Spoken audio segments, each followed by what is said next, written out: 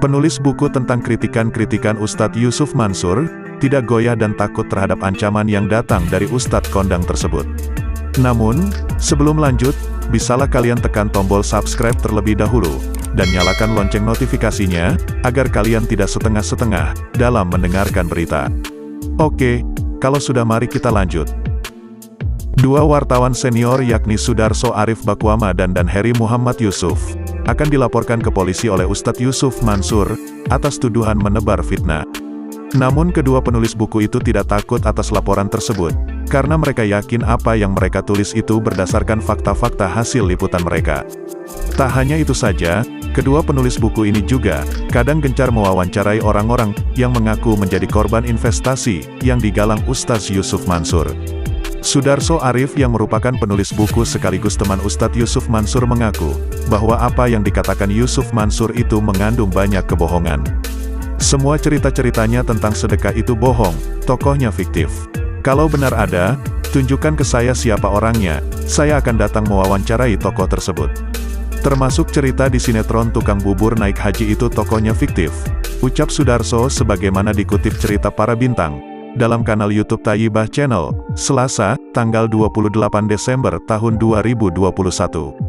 Terkait dengan ancaman yang dilaporkan ke polisi, Sudarso mengatakan bahwa tahun lalu ia sudah pernah dilaporkan Yusuf Mansur ke Bareskrim Mabes Polri. Biarkan saja, sudah lama dari Maret tahun 2020 saya sudah dilaporkan tapi dia cabut sendiri, ucap Sudarso melalui WhatsApp beberapa waktu lalu. Sedangkan menurut Heri Muhammad Yusuf yang menulis buku berjudul Yusuf Mansur Obong, ia menilai kalau Ustadz Yusuf Mansur hanya menyeru jamaah pada urusan duniawi yang ujung-ujungnya bermasalah. Di antaranya yakni proyek batubara di Kalimantan Selatan, patungan usaha hotel dan apartemen, condotel Moya Vidi, dan nabung tanah. Dan masih banyak lagi nama dan judul yang semuanya berakhir dengan ketidakjelasan. Satu kasus belum selesai muncul kasus lain, begitu seterusnya. Tentu saja perilaku tersebut tidak bisa dibiarkan, karena sudah menyangkut wan prestasi dan masuk ke ranah hukum, ucap Heri beberapa waktu lalu. Terhadap dengan ancaman laporan ke polisi, Heri yang hanya berkomentar singkat. Ancaman itu sejak Maret tahun 2020.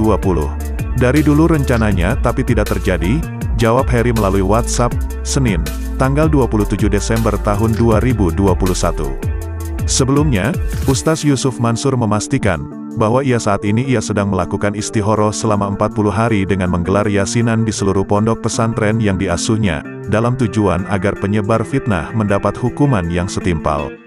Nah yang gini-gini ini harus dilaporin. Kami sedang yasinan 40 hari, semua pondok pesantren dan rumah tahfiz. Bahkan yang di Hong Kong dan Gaza. Ini yasinan untuk menentukan. Semua yang punya narasi pidana sudah diarsip dan diprofiling, baik akun TikTok, YouTube, dan lain-lain. Apalagi yang sudah bikin buku, bisa langsung dihajar itu sama tim hukum kami, ucapnya. Namun, kata Ustadz Yusuf Mansur, jika ternyata setelah yasinan ada petunjuk dari Tuhan untuk tidak melanjutkan ke ranah hukum, dirinya pun akan melaksanakannya. Selanjutnya, bagaimana pendapat kalian guys? Berikan jawaban kalian di bawah kolom komentar. Dan jangan lupa, like, comment, and subscribe, serta nyalakan lonceng notifikasi. Oke, sampai bertemu lagi di video kami selanjutnya.